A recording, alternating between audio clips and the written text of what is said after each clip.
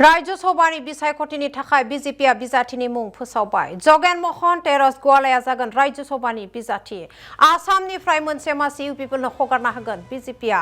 प्रमद बर'आ जानो हागौ राज्य सभानि बिजाथि। राज्य सभायाव थामथि मासि UPPLनि प्रमद बर'खौ बिजाथि जागोन होननानै फोसावजानायनि उनावनो बिजाथाय फोरमायदों UPPLनि गाहाय नेहाथारि राजु कुमार नार्जारी बिथाङा बुङो दि बे आयदाखौ दोलोनि सिङाव गोथोङै सावरायनाय जागोन होननानै। बिटिआर गोजोन गोरोबथा मावफुंनाय आरो बड'लेण्डनि जौगाथायनि हाबा-हुखा सिगां फारसे आवगायलांनाय बिथिङाव बे थांखिया मदद जागोन होननानै बिथाङा मख'यो।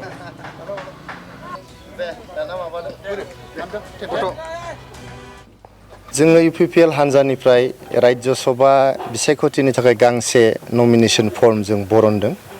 जोङो दाबो थांखि लायाखै। दिनै मोनायावहाय जोंहा जोबथा मोनसे मेल दङ। बे मेलाव सावरायनानै जोङो थांखि लानानै जों राज्य सभा बिसायख'थियाव बाहागो लानो ना लाया बेखौ जोङो मोनसे थांखि लानो सानदों।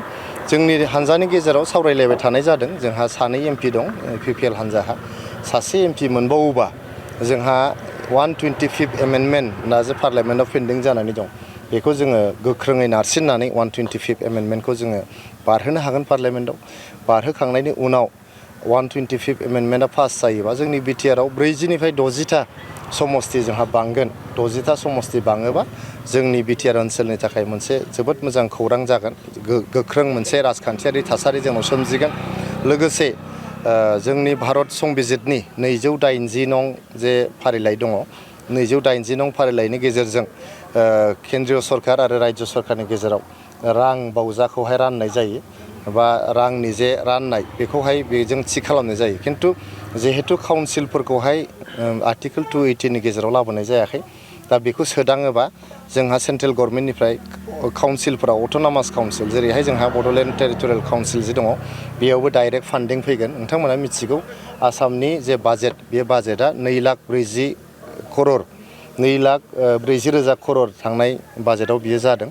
गतिके जोंनावहाय प्राय 12-13% पपुलेसन दङ जोंनि बिटिआरआवहाय।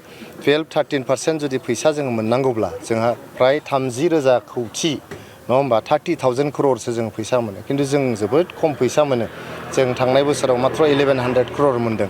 गतिके जायखि हान्जायानो सरकार सालाया मानो जों जुदि डाइरेक्ट सेन्ट्रेल फान्डिं मोनोबा राज्य सरकारनि सायाव जों सोनारनो गोनां जानाय नङा। गतिके बेनि थाखायनो जोङो सानदों सासेबाव जोङो मेम्बार अफ पार्लियामेन्ट जोंनि ओनसोलनिफ्राय दैथायहरनो हायो नामा। आरो हायोब्ला जोंनि ओनसोलनि थाखाय जोबोद जारिमिनारि जागोन।